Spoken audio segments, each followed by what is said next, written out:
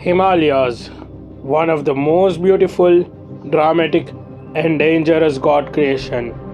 And while exploring Himachal, मैं पहुंचा रोहतांग, लाशों का ढेर।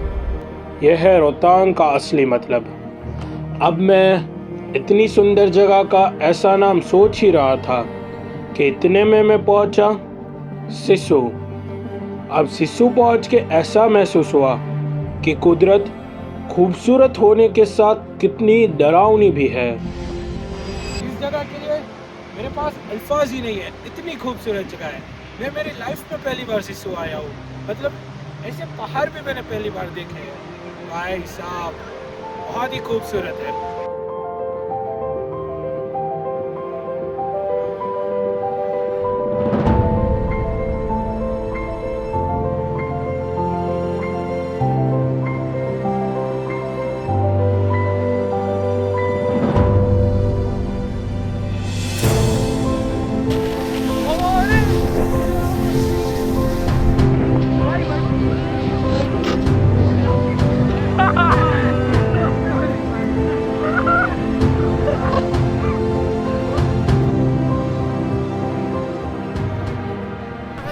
બે સેકન્ડથી મને થયો પૂરું હવે ઓલા પથ્થરથી પગ સ્લીપ થયો અને ડાયરેક્ટ ઓલા પથ્થર ઉપર બાઉન્સ થઈને આમ પડ્યો।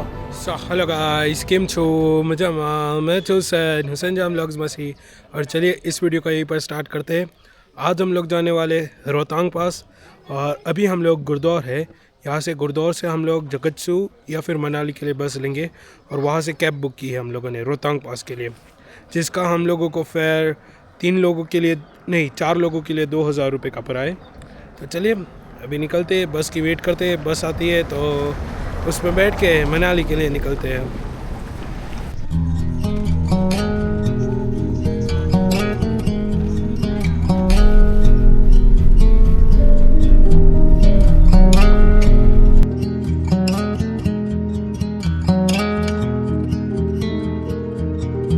If we tried it, we can make it.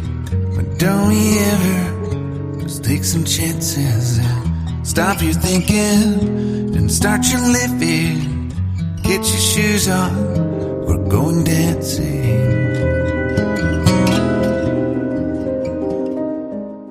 Manali से हम पहुंचते हैं अटल टनल। अब अटल टनल को मैंने हमेशा से रील्स में ही देखा था, लेकिन आज मैं पहली बार अटल टनल के उस पार वाली दुनिया को देखने जाने वाला था, जिसके लिए मैं बहुत ज़्यादा एक्साइटेड था कि कैसी होगी अटल टनल के उस पार वाली दुनिया, क्योंकि मैंने इसको हमेशा से रील में ही देखा है और रील में ही सुना है। लेकिन आज हम लोग हमारी लाइफ में पहली बार उस दुनिया को भी देखने वाले थे। और अभी हम लोग अटल टनल के बाहर निकल चुके हैं, और कुछ ऐसा नज़ारा है यहाँ पर। अब जैसे ही हम लोगों ने अटल टनल से लेफ़्ट लिया तो मानो पूरा लैंडस्केप ही चेंज हो चुका था।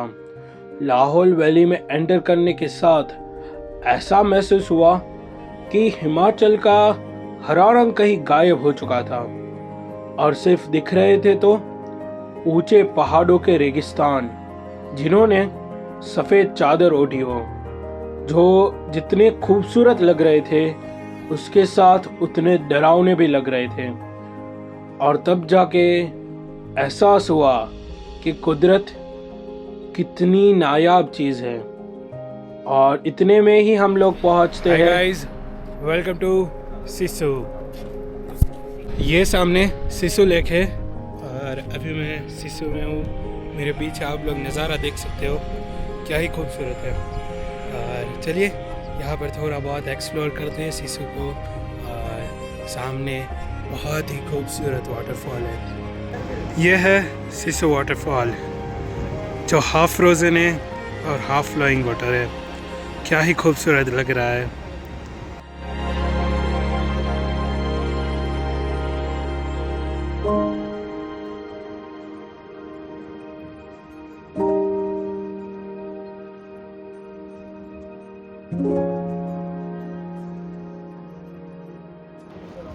यहाँ पर एक वाटरफॉल हो रहा है, और अगर आप लोग ऊपर देखोगे, यहाँ पर थोड़ा जूम करता हूँ तो यहाँ पर भी वाटरफॉल हो रहा है। जो डायरेक्ट स्नो का मेल्ट होके वाटर आ रहा है वही है इस साइड। और दूसरी कौन सी साइड मैंने देखा, नीचे, हाँ यहाँ पर 2 है और इस साइड कहीं पे 1 है। ये देखिए 1 2 3 4 वाटरफॉल है वहाँ पर। अभी देखा शायद से आप लोगों ने, फ्लो बहुत तेज़ हो गया था यहाँ पर इस साइड, शायद से ग्लेशियर गिरा होगा। बड़ा सुंदर है सिसु। अब सिसु वाटरफॉल के लिए करना पड़ता है हम लोगों को एक छोटा सा हाइक। अब मैं एक ग्रुप के साथ आया था और मेजॉरिटी को ट्रैक नहीं करना था, इसलिए हम लोग सिसु वाटरफॉल को दूर से ही देखते हैं। और इस समय ही मेरे को ख्याल आया कि सोलो ट्रैवलिंग का जो फ़न है वो इसी में है कि हम जो भी करना चाहते हैं वो खुद कर सकते हैं, हमको किसी और को पूछना नहीं पड़ता। और तब ऐसा भी एहसास हुआ, हमेशा से ज़्यादा जगह कवर करना इम्पोर्टेंट नहीं है, एक जगह को खुल के जीना और उसे महसूस करना इम्पोर्टेंट है। अब यही चीज़ मेरे को सिसु में लगी कि जो 2 घंटे हम लोगों ने सिसु वाटरफॉल को और सिसु लेक को देख के बिताए, काश हम लोग वो ट्रैक करके सिसु वाटरफॉल तक भी पहुंच सकते थे और सिसु विलेज को भी एक्सप्लोर कर सकते थे।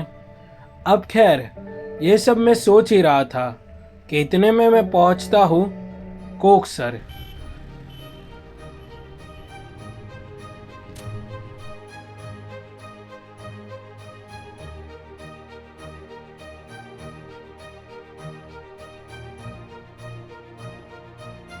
Hi uncle. चलिए अभी हम लोग रोहतांग पास पहुंच चुके हैं और यहाँ पर ये सूट हम लोगों ने रेंट किया था। और अच्छा साहब आगे जाते स्नो में खेलने, उससे पहले थोड़ी पेट पूजा। और रोहतांग पास आगे तो बंद है, अभी स्नो है वहाँ पर, इसलिए तो कोई बात नहीं। हम लोग स्नो के पास पहुँच चुके हैं और लाइफ में पहली बार स्नो में खेलेंगे, स्नो में स्लाइड करेंगे और इतना स्नो भी पहली बार ही देख रहे हैं। Still somewhat to go for the summit. और भाई हालत टाइट हो जा रही है भाई स्नो में, क्योंकि इतना ज़्यादा स्लिप होते हैं यहाँ पर भाई, डेंजरस है और बहुत डीप स्नो है यहाँ पर ऊपर तो। और चलिए कोई बात नहीं, लेकिन हम लोग चलेंगे आगे, जितना बने उतना जाएंगे। और यप आपको व्यू दिखा देता हूँ मैं, कुछ ऐसा यहाँ से व्यू है। अभी बहुत गलत चीज़ हो चुकी, मैं ऊपर चढ़ रहा था और पैर स्लिप हुआ और डायरेक्ट नीचे आ चुका। सामने जो थोड़ा पत्थर बाहर निकल रहा है वहाँ से भाई बहुत खतरनाक था।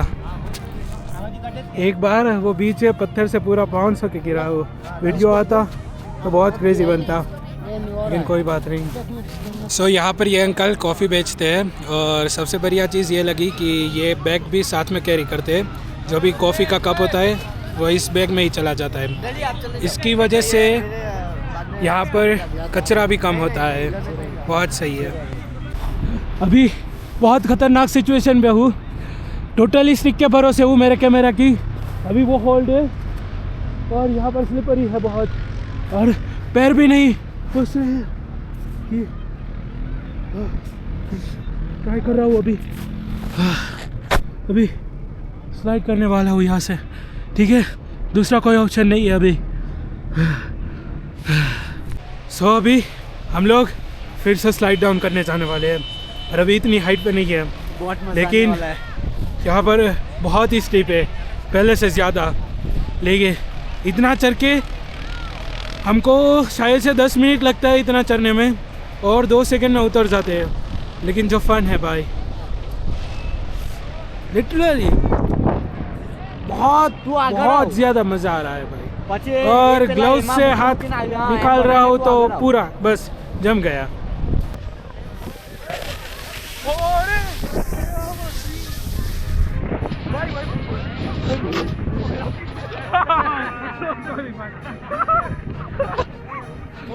और गाइस अभी हम लोग 5वीं बार स्लाइड करने जाने वाले हैं। Let's go 3 3 2 1 go.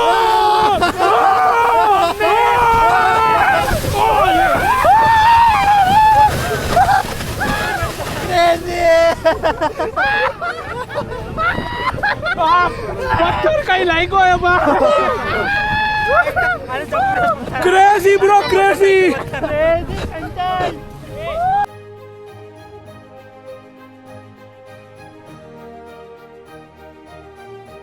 क्रेजी भाई क्रेजी। लाइफ में पहली बार एक्सपीरियंस किया था स्नो में स्लाइड करना, इतनी करीब से स्नो में खेलना, स्नो देखना। भाई क्रेजी है भाई। हम लोगों को यहाँ पर 650 रुपये लगे। हम लोगों ने कार को बुक किया था जिसका हम लोगों को 4000 कॉस्ट किया था और हम लोग टोटल 6 लोग थे तो अराउंड 650 रुपये लगे, लेकिन वर्थ इट है। हम लोगों ने कोई भी दूसरी एक्टिविटीज़ नहीं की है, लेकिन वो भी अच्छी होगी। लेकिन भाई इसमें जो मज़ा आया, और सबसे ज़्यादा मज़ा तो तब आया जब मैं वहाँ से पत्थर से हाथ स्लिप हुआ और जब बाउंस किया भाई मेरे को लगा कि कुछ तो टूटने वाला है आज for sure. It was crazy भाई।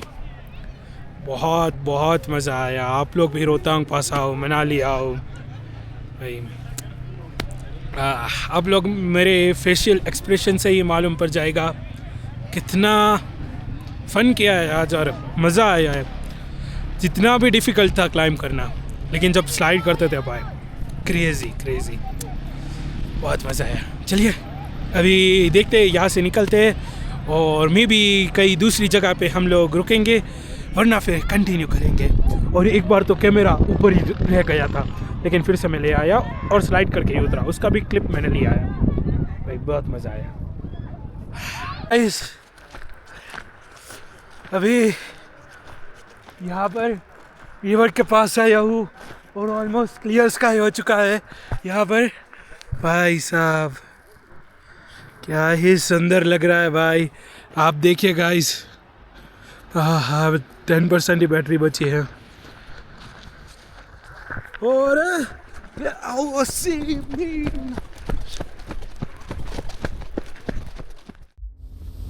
स्नोफॉल में खेलने के बाद और स्लाइड करने के बाद मैं थक चुका था और भूख भी बहुत ज़्यादा लग रही थी, इसलिए हम लोगों ने मैगी ऑर्डर की।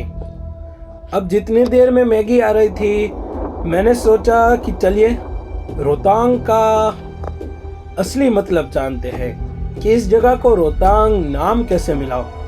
अब मैं गूगल पे सर्च कर ही रहा था और आर्टिकल्स और वो सब कुछ रीड कर रहा था, तो इतने में मेरे को मालूम पड़ा कि रोहतांग का असली मतलब है लाशों का ढेर। अब मैं सोचने लगा कि ऐसा नाम इतनी खूबसूरत जगह का, और मैं ज़्यादा डीप रिसर्च करने लगा तो मेरे को मालूम पड़ा कि रोहतांग पास इंडिया का एक बहुत इम्पोर्टेंट ट्रेड रूट हुआ करता था पहले के टाइम पे, जो लाहौल, कुल्लू, स्पीति और तिब्बत इन चारों जगह को कनेक्टेड रखता था। और ट्रेडर्स कॉटन, सिल्क, स्पाइसेस ये सब कुछ लाके ट्रेड करते थे एक दूसरी जगह पे। और ट्रेडर्स कहते थे कि यहाँ पर एक घोस्ट विंड चलती है जो कुछ सेकंड में ही ब्लैकआउट, माइनस में टेम्परेचर, स्नो स्टॉर्म, स्नोफॉल और कभी तो एवलांच। न जाने कितने सारे लोग यहाँ पर मर चुके हैं और कितने लोग तो गायब ही हो चुके हैं। और तब से इस जगह को रोहतांग कहा जाता है, जिसका असली मतलब होता है लाशों का ढेर। चलिए अब अंधेरा ज़्यादा होने वाला है, इसलिए हम लोग यहाँ से निकलते हैं मनाली की ओर और मैं मिलता हूँ आपको एक नई जगह पे, एक नए वीडियो पे। और अगर आपको ये वीडियो का कोई भी पार्ट पसंद आया हो तो इस वीडियो को ज़रूर से लाइक कर देना, और अभी तक आपने सब्सक्राइब ना किया हो तो सब्सक्राइब भी कर देना। तब तक के लिए मैं मिलता हूँ मेरे नेक्स्ट वाले वीडियो में।